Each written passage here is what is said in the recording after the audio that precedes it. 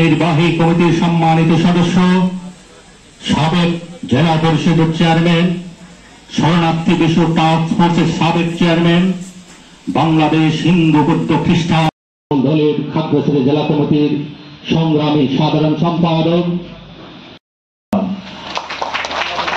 বিশেষ অতিথি হিসেবে আসন অলঙ্কৃত করার মাঝে আজকে এই আলোচনা সভায় আসন অলঙ্কৃত করেছেন সাবেক ছাত্র নেতা বাবু প্রিয়রঞ্জন খিসা।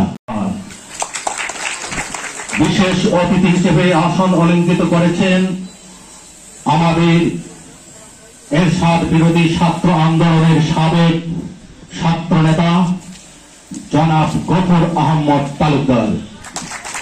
আমাদের মাঝে আজকে এই আলোচনা সভায় কমিটির সম্মানিত সদস্য, সাবেক জেলা পরিষদের চেয়ারম্যান, খাগড়াছড়ি শহরে, সেটা আপনারা জানেন, সবাই জানেন, সে বিষয়ে কোনো কিছু বলতে চাই না।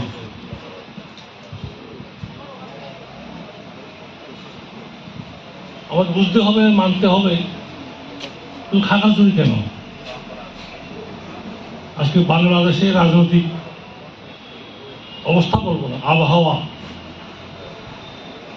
যখন খারাপ হয় তখন মানুষ ঘর থেকে বের হতে পারে না।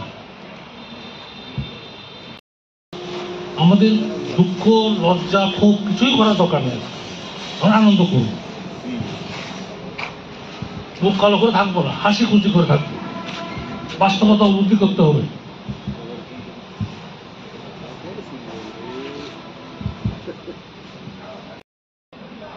প্রতিষ্ঠা বার্ষিক অত্যন্ত জন্মদিন, এই দিনই আমাদের প্রান্তীয় দলের জন্ম হয়েছে।